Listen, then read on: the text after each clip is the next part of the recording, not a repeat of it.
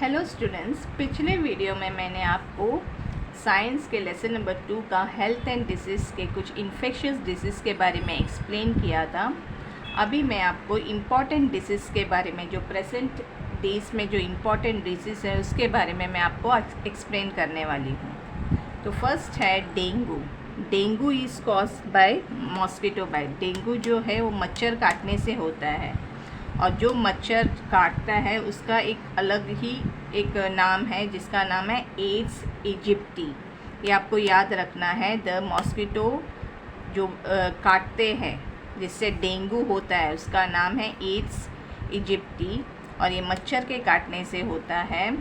हम और ये मोस्टली क्यों होता है, क्योंकि हम क्लीनलीनेस मेंटेन नहीं करते। हमारे घर के आसपास सब पानी का जमा होना या कचरे के जमा होने के वजह से ये मॉस्किटोस आकर वहाँ पर ब्रीड करते हैं मतलब एग्स डालते हैं, अंडा डालते हैं, और ये काफ़ी मल्टीपल्स नंबर्स में होता है। तो इसके वजह से हमें हमारे आसपास का जो जगह है यानी सराउंडिंग्स जो है उसे हमें क्लीन एंड नीट रखना है। क्लीनलीनेस बहुत मेंटेन करना पड़ेगा। और इस वायरस का नाम DEN12 है। तो यही है कि डेंगू के बारे में। डेंगू एक मॉस्किटो बाइट काटने से होता है, मॉस्किटो के काटने से होता है। इसके लिए हमें क्लीनिनेस मेंटेन करना बहुत ज़रूरी है।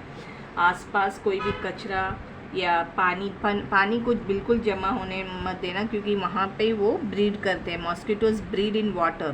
पानी जहाँ पे स्टैगनेंट वाटर्स रहते हैं वहाँ पे वो ब्रीड करते हैं। तो हमें ये क्लीनिनेस रखना बहुत ज़रूरी है। और इसके सिम्टम्स, डेंगू के जो सिम्टम्स है, मतलब क्या हमें सिम्टम्स नज़र आता है, क्या उसको एक सिम्टम्स क्या है, तो वो है एक्यूट फीवर, वॉमिटिंग करने का बहुत मन करेगा, काफ़ी हेडेक्स होगा, आई पेन होगा, ब्लड प्लेटलेट्स कम डाउन है। वो इतना ख़तरनाक है कि अगर ब्लड प्लेटलेट्स कम हो गया तो वो it can lead to death भी होगा। इसलिए हमें सिम्टम्स एक भी सिम्टम्स अगर नज़र आया तो हमें डॉक्टर को कंसल्ट करना चाहिए। फिर डॉक्टर उसके हिसाब से अपना प्रोसेस करेंगे। तो इसका क्या क्या है, एक्यूट फीवर है, वॉमिटिंग सेंसेशन, हेडेक, आई पेन होता है, आँख दर्द होने चालू होता है या लाल हो जाता है, ब्लड प्लेटलेट्स कम डाउन, बहुत कम होता है, हमारे बॉडी में जो सेल्स है वो कम होने लग जाते हैं, डिक्रीज होने जाते हैं, which can lead to even death. अगर हमने इसको नज़रअंदाज किया या ध्यान नहीं दिया या सादा बुखार है सोचकर बैठ के घर का जो मेडिसिन है उसे लिया, तो it can even cause to death. Next है swine flu. It is cause due to pigs. हम लोग अलग अलग मीट सब खा लेते हैं, तो अगर वो इन्फेक्शियस एनिमल्स का मीट होगा और जिसको हमने खा लिया तो इससे हमें स्वाइन फ्लू, बीच में अभी तो इतना नहीं केसेस है लेकिन बीच में काफ़ी हुआ था, ज़्यादातर मैक्सिको में हमें देखने को मिला था। स्वाइन फ्लू काफ़ी ज़्यादा तक लोगों में हुआ था। It can cause due to the pigs या जो भी एनिमल्स को हम खाते हैं, अगर वो इन्फेक्टेड होगा तो उससे वो इजीली ट्रांसफ़र होता है from one person to another. और इसको it was first found in Mexico. Next, इसका सिम्टम्स क्या है? इसका सिम्टम्स ये है कि हमें ब्रीथिंग प्रॉब्लम होगा, बॉडी पेन, सो थ्रोट, गला बहुत दर्द होगा, पेन होगा, बॉडी को पेन होगा, ब्रीथिंग प्रॉब्लम होगा। इसलिए हमें क्या करना है इसे, whenever we eat meat it is always advisable to cook it properly. हमें जितना अच्छे से कुक हो सब, कोई भी मीट खाने से पहले हमें उसे अच्छी तरह प्रॉपरली कुक करना चाहिए। हाफ कुक फूड को कंज्यूम न करें, क्योंकि उसमें वायरस हो सकता है। अगर फिर वो वायरस हमें अंदर बॉडी के अंदर चला गया तो हमें स्वाइन फ्लू हो सकता है, जो कि उतना डेंजरस डिजीज़ है। नेक्स्ट है एड्स है मोस्ट डेंजरस डिजीज़ है। इसका फुल फॉर्म आता है acquired immuno deficiency syndrome. It is an HIV virus. इसको HIV वायरस भी बोला जाता है। इसका सिम्टम्स ये है कि हमारा इम्यूनिटी पावर बहुत कम हो जाता है, बॉडी वेट लूज़ होता है। अगर समझो कोई इंसान 60-70 kg है तो उसका एकदम मतलब वेट लूज़ होने चालू होता है, ब्लाइंडनेस होता है, फीवर आ जाता है। ये जो भी इंसान में एड्स हो उनमें वो इम्यूनिटी पावर ही नहीं होता, मतलब उनको जल्दी से कोई भी बीमारी तुरंत पकड़ लेता है क्योंकि उनका उतना इम्यूनिटी पावर बहुत कम रहता है। तो ये सब प्रॉब्लम सिम्टम्स उसमें दिखाई देंगे। एड्स के पहले लोग बोलते थे कि एड्स को छूना नहीं है, मतलब वो ट्रांसफरेबल है, तो ऐसा कुछ भी नहीं है। It's not a transferable disease. तुम उनके साथ नॉर्मली बिहेव कर सकते हो, उनके साथ बैठ सकते हो, उसमें कोई नहीं। लेकिन पहले के ज़माने में 10-20 साल पहले लोग ऐसे कहते थे कि एड्स जो है वो ट्रांसफरेबल डिजीज़ है, उनके आसपास नहीं जाना चाहिए। लेकिन नहीं, AIDS is not a transferable disease, तो उससे कोई प्रॉब्लम नहीं, उनके साथ हम नॉर्मली बिहेव कर सकते हैं। AIDS is non transferable disease. AIDS is first tested on monkey. AIDS सबसे पहला टेस्ट मंकी में हुआ था क्योंकि ये मंकीज़ में भी ये बीमारी, एनिमल्स में भी पाया जाता है ये बीमारी। और इसका जो टेस्ट होता है उसका नाम है एलिसा, ELISA। नेक्स्ट है रैबीज़। ये it is cause due to animal bite. कोई भी एनिमल हो सकता है, डॉग हो सकता है, कैट हो सकता है, या रैबिट हो सकता है। कोई भी एनिमल का बाइट से रैबिस हो, लेकिन ऐसा नहीं कि सब एनिमल्स में वो डिजीज़ या वायरस होगा। लेकिन समझो हमें पता नहीं चलता है कि कौन से एनिमल में है या नहीं है। कि हम लोग डॉग को नॉर्मली देखते हैं तो हम उससे बहुत ज़्यादा प्यार करते हैं, उसको उठाते हैं, तो लेकिन हमें नहीं पता कि उसमें वो वायरस है, अंदर है या नहीं करके। तो they are infected by the virus. अगर डॉग को या कैट को ये रैबिस है तो वो उसका जो स्क्रैचेस, यानी वो जब अपने हाथ में स्क्रैच करेंगे या कुछ करें तो वो हमें भी ट्रांसफ़र होगा। Virus enters inside the brain and damage the neuron. ये जो है वो डायरेक्ट हमारे ब्रेन को डिस्ट्रॉय करता है। Hydrophobia is also cause due to rabies. Hydrophobia मतलब पानी का डर। जिसको भी इंसान को अगर समझो किसी कुत्ते ने काटा हो तो वो इंसान को हाइड्रोफोबिया भी होता है, यानी पानी से वो डरने लग जाता है। This disease can lead to death if not treated properly within 90 to 175 days में। अगर हमने इसे ट्रीट नहीं किया, अगर समझो अभी हमें किसी ने काटा तो हमें तो पता नहीं होता है कि उस डॉग में है, लेकिन इट्स ऑलवेज़ गुड कि हम डॉक्टर के पास जाए, उसका जो भी इंजेक्शंस होता है वो ले लें। तो ये जो ट्रीटमेंट है उसे करना है, क्योंकि अगर ये नहीं किया तो ये वो डेथ तक ले जा सकता है। क्योंकि और जो इंसान में समझो रैबिस आया तो उसको फ़ीवर 12 वीक्स तक, मतलब अप्रॉक्सीमेटली 3 मंथ्स तक उसको फ़ीवर होता है। और उनका नेचर में बहुत चिड़चिड़ाहट होता है, गुस्सा हो जाता है और पानी से डरने चालू करता है। तो ये सब उसके सिम्टम्स है। यानी फ़ीवर होता है फॉर 12 वीक, अप्रॉक्सीमेटली 3 मंथ्स तक उसका फ़ीवर रहता है। There will be change in behaviour में चेंज होने लगता है, मतलब वो बहुत गुस्से वाला एंग्री बिहेवियर दिखाने लगता है। कभी कभी उसमें वो एक सिम्टम्स नज़र आते हैं। वो अगर डॉग के बाइट से हुआ हो और उस डॉग को रैबिस रहेगा तो डॉग के जैसा वो हरकतें भी करेगा, मतलब वो टंग बाहर करके कुछ ऐसे अजीबोगरीब हरकतें रहेगा उसका। तो इससे पता चल जाता है कि उसमें वो रैबिस वायरस इंडेक्ट हुआ है। तो ये चीज़ ध्यान में रखना है। आगे हम नॉन इन्फेक्शियस डिसीज़ के बारे में पढ़ने जा रहे हैं। तो अभी नॉन इन्फेक्शियस डिसीज़ मतलब जो दूसरे पे ट्रांसफ़र नहीं होता है। फर्स्ट वन है cancer. It is cause due to chemical imbalance in cell. हमारे बॉडी में बहुत सारे सेल्स होते हैं, तो उसमें अगर केमिकली इम्बैलेंस हुआ तो ये कैंसर की बीमारियाँ आती है। Abnormal growth of cell lead to tumour. हमारा जो सेल्स है वो एबनॉर्मली ग्रो होने लगा, समझो जितना उसका साइज़ है उससे भी ज़्यादा वो ग्रो होने लगा, तो उसके वजह से भी ये कैंसर की बीमारियां आ सकती है।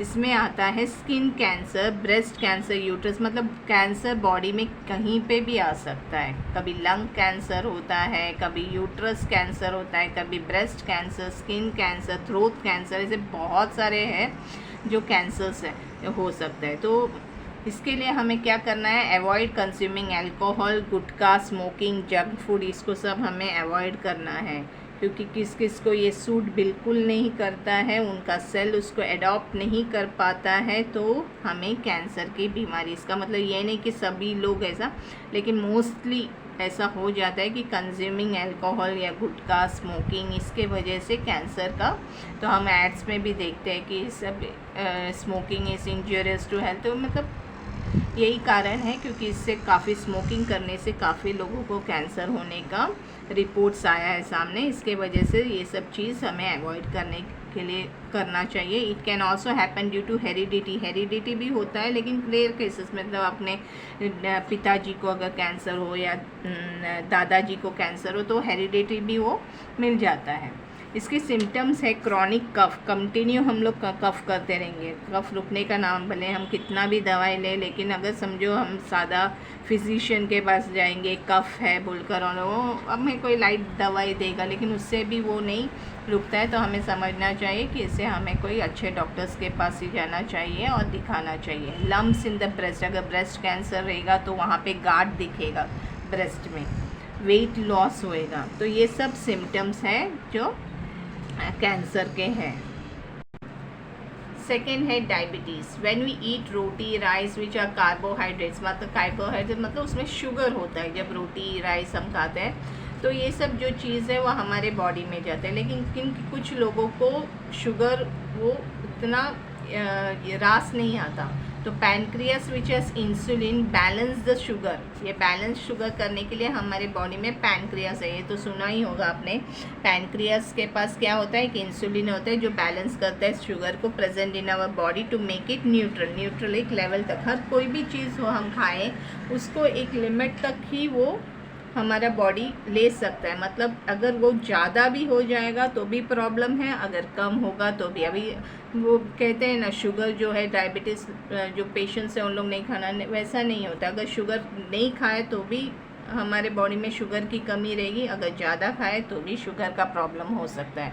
तो हमारे बॉडी को न्यूट्रल करने के लिए शुगर हमारा बॉडी में प्रेजेंट होना ज़रूरी है।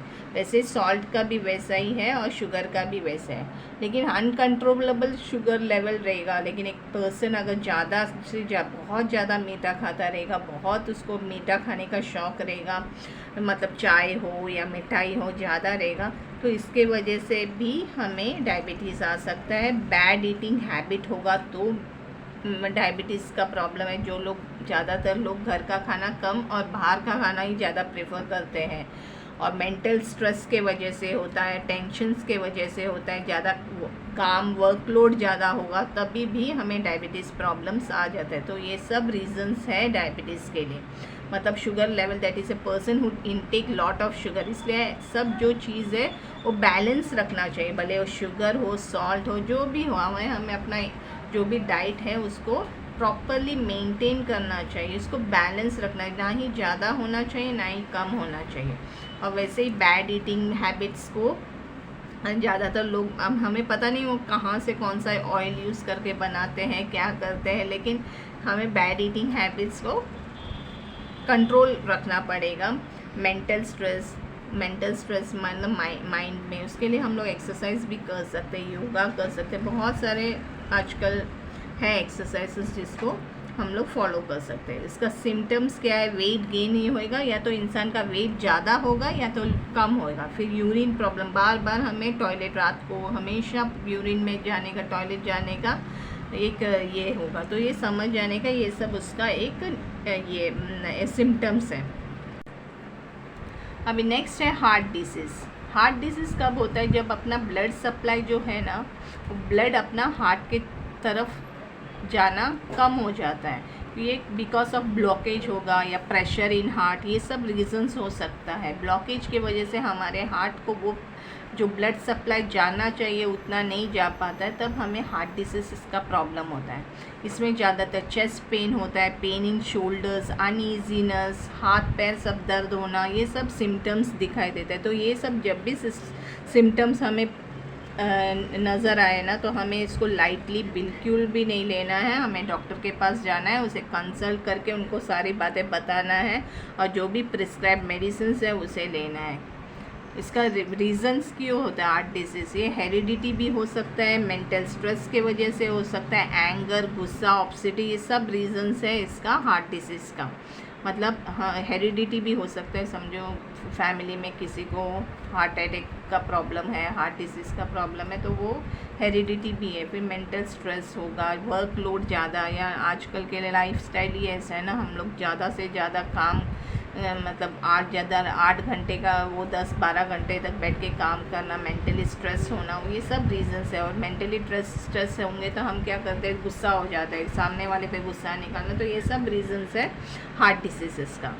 तो इसका क्योर होता है एंजियोप्लास्टी, बाईपास ऑपरेशन होता है, ओपन हार्ट सर्जरी भी आजकल आया हुआ है, फिर हार्ट ट्रांसप्लांट भी आजकल टेक्नोलॉजी इतना आगे बढ़ गया है कि हार्ट ट्रांसप्लांट में अगर किसी कोई अपना हार्ट देना चाहता हो तो उसका हार्ट से भी मतलब ट्रांसप्लांट भी होता है आजकल। तो दिस आर द क्योर जो बड़े बड़े मतलब हॉस्पिटल्स में किया जाता है, तो ये सब आजकल क्योर हो जाता है हार्ट डिसीज़। अभी इसका मेडिसिन्स है, हार्ट डिसीज़ का मेडिसिन्स है, you have to consult the doctor before taking medicines, avoid antibiotics on a daily basis में एंटीबायोटिक्स दवाई खाना बिल्कुल भी प्रिफरेबल नहीं है। जो भी लेना है डॉक्टर से कंसल्ट करके ही लेना है, क्योंकि एंटीबायोटिक्स का बहुत सारे साइड इफ़ेक्ट्स होता है। Don't use pain killer often रोज़ पेन किलर मत खाओ। थोड़ा सा सर दर्द होता है तो हम लोग क्या करते हैं, पेन किलर खाते हैं, which is not good for our health. It can damage our stomach, अपना आइस, अपना लीवर, किडनी, इसके सारे साइड इफ़ेक्ट्स वहाँ पे हो जाते हैं। तो please avoid using pain killer on the daily basis. जो भी सर दर्द हो, कुछ भी हो, मसाज करो, बाम लगाओ, इससे आप ठीक हो सकते हैं। जितना हो सके एंटीबायोटिक्स को हम लोग अवॉइड करें, वही अच्छा है, क्योंकि इसके सारे साइड इफ़ेक्ट्स भी होते हैं। और खुद होके कोई भी मेडिसिन्स नहीं लेना है, you have to consult the doctor before taking any medicines. Next है जेनरिक मेडिसिन। जेनरिक मेडिसिन को हम लोग जनरल मेडिसिन भी बोलते हैं, और ये जो मेडिसिन्स है बहुत कम पैसे में मिलता है, it's low cost compare to the branded medicines, और ये काफ़ी अवेलेबल है मार्केट में, और ये काफ़ी इफ़ेक्टिव भी है। तो जिसको कॉस्टली मेडिसिन्स पे इतना पैसा खर्चा नहीं करना है, they can use generic medicine, जिसे हम जनरल मेडिसिन के नाम पे भी जाना जाता है, और इसका कॉस्ट बहुत ही लो है compare to the branded medicines. उसके बाद हमें लाइफस्टाइल के बारे में बता रही हूँ। लाइफस्टाइल हमें कैसा रखना चाहिए, हमेशा स्ट्रेस फ्री होना चाहिए, हमेशा डाइट फॉलो करना चाहिए, एक्सरसाइज करना चाहिए, प्रॉपर रेगुलर चेकअप्स होते रहना चाहिए, और योगा, ये सब हम अपने लाइफ में इंक्लूड कर सकते हैं। जब भी टाइम मिलेगा तभी हमें योगा, टाइम मिलेगा नहीं, हमें टाइम निकालना है योगा, ये सब सीखने के लिए, करने के लिए। तो ये सब जो चीज़ है, अगर हम फॉलो अप करेंगे, अपने लाइफ को स्ट्रेस फ्री करेंगे, अपना प्रॉपर डाइट फॉलो करेंगे, कभी कभी चीट डे कर सकते हैं, लेकिन डाइट को फॉलो करो, एक्सरसाइज अच्छे से करो, प्रॉपर चेकअप करते रहो, तो इसके वजह से हमारा लाइफ बहुत ही ब्यूटीफुल बन सकता है। ये वीडियो यहीं ख़त्म होता है। ये लेसन बड़ा था इसलिए 2 वीडियो लग गए। आई होप आपको ये वीडियो अच्छा और इन्फॉर्मेटिव लगा होगा, तो इस वीडियो को लाइक, शेयर और सब्सक्राइब कीजिए। Thank you.